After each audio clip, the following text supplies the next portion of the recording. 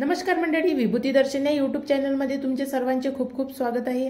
हिंदू धर्मातील देवतांचे देव म्हणजे महादेव आणि यांचा दिवस म्हणजे महाशिवरात्री। महाशिवरात्रीचं व्रत हे वर्षातील सर्वात महान आणि सर्वात शक्तिशाली व्रत म्हणून ओळखले जाते आणि या दिवशी भक्त भगवान भोलेनाथाची पूजा अर्चा करतात, तसेच काही उपाय करतात आणि कोणती सिद्धी प्राप्त करायची असेल तर भोलेनाथाची उपासना करतात। तर आजच्या व्हिडिओमध्ये जाणून घेऊया शिवरात्री विषयीची संपूर्ण माहिती। शिवरात्री कधी साजरी होणार आहे, 8 मार्चला की 9 मार्चला, आणि चतुर्दशीची आरंभ तिथी काय आहे आणि समाप्त तिथी काय आहे, तसेच भोलेनाथाला प्रसन्न करण्यासाठी महाशिवरात्रीच्या दिवशी पूजाविधी कशी करायची आहे, कोणत्या वेळेवर करायची आहे आणि मंत्र कोणता बोलायचा आहे याविषयीची संपूर्ण माहिती जाणून घेणार आहे। त्यामुळे व्हिडिओ शेवटपर्यंत बघा। आपल्या सर्वांना महाशिवरात्रीच्या खूप खूप शुभेच्छा आणि विभूती दर्शन या यूट्यूब चॅनल सोबत जोडलेले सर्व सभासद यांचे मी खूप आभारी आहे की तुम्ही माझे व्हिडिओ बघता आणि लाईक सबस्क्राईब करता आणि व्हिडिओ शेअर सुद्धा करतात।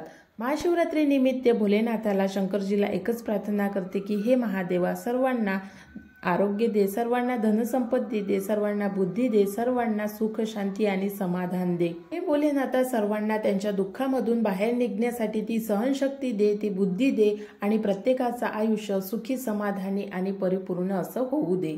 तर अशा प्रकारची प्रार्थना आपण सर्वांसाठी करावी, जेणेकरून भगवंत आपली सुद्धा प्रार्थना ऐकेल। सर्वांसाठी केलेली प्रार्थना निश्चितच त्याचं फळ आपल्याला सुद्धा मिळत असते, म्हणून प्रार्थना ही सर्वांसाठी करावी, आपल्या स्वतःसाठीच करू नये। चला तर मग व्हिडिओला सुरुवात करण्याआधी एक विनंती, जर तुम्ही चॅनलवर नवीन आले आहात तर चॅनलला सबस्क्राईब करा, बेल आयकॉनला प्रेस करा, व्हिडिओला लाईक करून जास्तीत जास्त लोकांपर्यंत शेअर करा। चला तर व्हिडिओला सुरुवात करू। 2024 या वर्षी फाल्गुन कृष्ण चतुर्दशी ही 8 मार्चला आलेली आहे आणि 8 मार्चला सकाळी 9:57 सुरू होईल आणि 9 मार्चला सायंकाळी म्हणजे संध्याकाळी 6:17 पर्यंत राहणार आहे। आणि याच दिवशी काही योग सुद्धा जोडून आलेले आहे। पहिला योग म्हणजे सर्वार्थ सिद्धी योग आणि दुसरा योग म्हणजे शिवयोग। शिवयोग हा 9 मार्चला आहे तर सर्वार्थ सिद्धी योग हा 8 मार्चला आहे। सर्वार्थ सिद्धी योगाचा मुहूर्त किंवा शुभ काळ हा सकाळी 8 मार्चला 6:45 सुरू होईल आणि तो 10:41 पर्यंत राहणार आहे। त्यानंतर 9 तारखेला शिवयोग आहे, पहाटे 4:45 सुरू होणार आहे आणि 12:41 पर्यंत राहणार आहे। आणि हिंदू पंचांगानुसार हा योग 300 वर्षानंतर 1 किंवा 2 वेळा येतो। जो योग 2024 मध्ये आलेला आहे अत्यंत शुभ योग आहे। तर त्यामुळे या शुभ योगामध्ये तुम्ही कोणती साधना करत असाल तर अवश्य करा, कोणती सिद्धी प्राप्त करायची असेल तर अवश्य करा आणि इच्छा प्राप्तीसाठी हे व्रत म्हणजेच महाशिवरात्रीचं व्रत सर्व घरातील पुरुषांनी, स्त्रियांनी, वृद्धांनी सर्वांनी करावे। आता हे महाशिवरात्रीचं व्रत कसं करायचं, जे शिवभक्त असेल त्यांना महाशिवरात्रीच्या व्रताबद्दलची माहिती असेलच। या व्रताचे काही नियम असतात, पुढल्या व्हिडिओमध्ये नियम कसे असेल याची माहिती देणार आहे आणि या व्रताच्या दिवशी काय खावे काय खाऊ नये याची सुद्धा पुढल्या व्हिडिओमध्ये माहिती देणार आहे।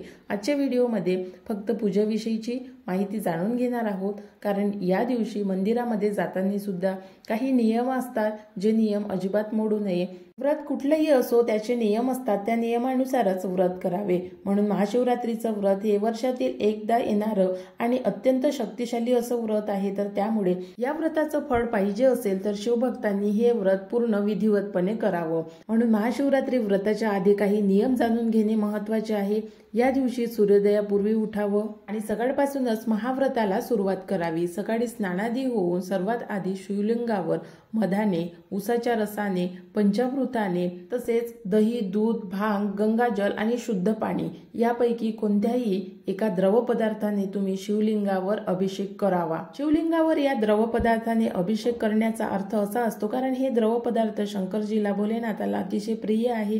मधाने जर अभिषेक केला तर आयुष्यातील सर्व समस्या, सर्व अडचणी दूर होतात। उसाने अभिषेक केला तर महालक्ष्मी प्रसन्न होते आणि आपल्या सर्व अडचणी दूर होतात। मनोकामना पूर्तीसाठी शुद्ध पाण्यामध्ये केसर मिसळून या पाण्याने अभिषेक केल्यामुळे आपल्या सर्व मनोकामना पूर्ण होतात। आता या दिवशी पूजनासाठी लागणारं साहित्य कोणतं आहे, तर या दिवशी आपल्याला शिवलिंगाचा अभिषेक करायचा असतो। तर शिवलिंगाच्या अभिषेकासाठी दूध, दही, तूप, पंचामृत, मध, उसाचा रस, भांग, केसर पाणी, शुद्ध पाणी किंवा गंगाजल यापैकी कोणत्याही एका द्रव पदार्थाने तुम्ही शिवलिंगाचा अभिषेक करू शकता। त्यानंतर पूजनासाठी धोत्र्याची फुले, सुपारी, काही फळे, शंकरजीला प्रिय असणारी कानेराची फुले, तसेच कापूर, अगरबत्ती, धूपबत्ती आणि सर्वात महत्त्वाचे म्हणजे बेलपत्र। बेलपत्राशिवाय महाशिवरात्रीच्या दिवशी पूजनच होऊ शकत नाही। तर या दिवशी पूजनासाठी तुम्हाला जितके जास्त बेलपत्र मिळेल तितके जास्त बेलपत्र शिवलिंगावर वाहावे। तसेच या दिवशी शिवलिंगाला चंदन लावले जाते। तर तुमच्याकडे असेल तर अवश्य या दिवशी पूजनासाठी चंदन सुद्धा वापरावं। त्यानंतर रुईची फुले ही महादेवाला अतिशय प्रिय आहे। तर या पूजनामध्ये रुईच्या फुलांचा सुद्धा समावेश करावा। आणि सर्वात शेवटचं म्हणजे भोग दाखवण्यासाठी दुधापासून बनलेले पदार्थ पूजनामध्ये ठेवावे। आता पूजा कशी करायची आहे तर या दिवशी सर्वात प्रथम शिवलिंगावर अभिषेक करायचा आहे आणि तिथेच आपल्याला गणपती बाप्पाचे सुद्धा स्मरण करायचे आहे। गणपती बाप्पाची प्रतिमा नसेल तर एका विड्यावर सुपारी ठेवून त्याला गणपतीचं प्रतीक म्हणून आपल्याला त्याचं पूजन करायचं आहे। आणि हे आपल्या हिंदू धर्मामध्ये प्रत्येक पूजनाच्या आधी गणपतीचं पूजन केले जाते, म्हणून महाशिवरात्रीच्या दिवशी सुद्धा गणपतीचं पूजन करणे महत्त्वाचं मानलं जाते।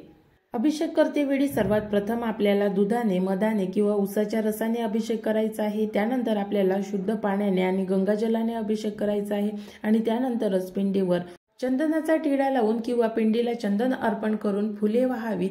फुले मोगऱ्याची, धतुऱ्याची, कानेराची आणि रुईची ही फुले अर्पण करावीत। शंकरजीला भस्म अतिशय प्रिय आहे, तर त्यामुळे चंदन आणि भस्म हे शिवलिंगाला अवश्य लावावं। आणि त्यानंतर शिवलिंगावर 108 बेलपत्र आपल्याला अर्पण करायची आहे, जे एक एक अर्पण करायची आहे आणि एक एक अर्पण करतेवेळी मंत्र सुद्धा बोलायचा आहे। मंत्र ओम नमः शिवाय एक बेलपत्र व्हावं, ओम नमः शिवाय दुसरं बेलपत्र व्हावं, अशा पद्धतीने बेलपत्र शिवलिंगावर अर्पण करावे।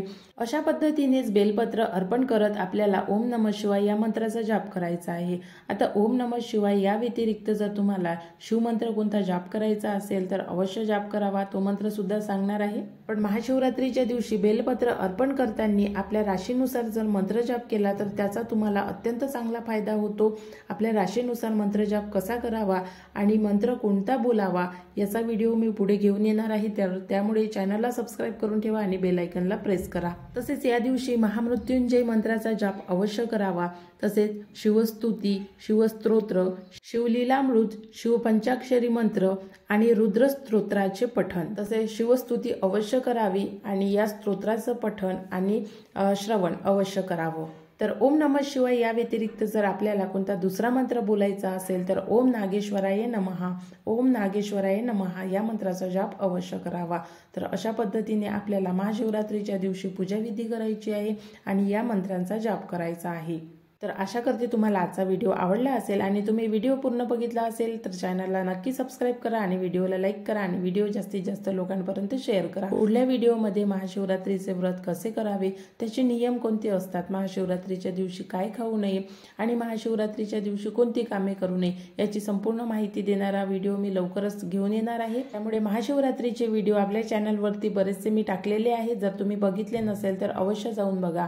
नवीन व्हिडिओमध्ये नवीन माहितीसोबत लवकरच भेटू। आजचा व्हिडिओ बघितल्याबद्दल धन्यवाद।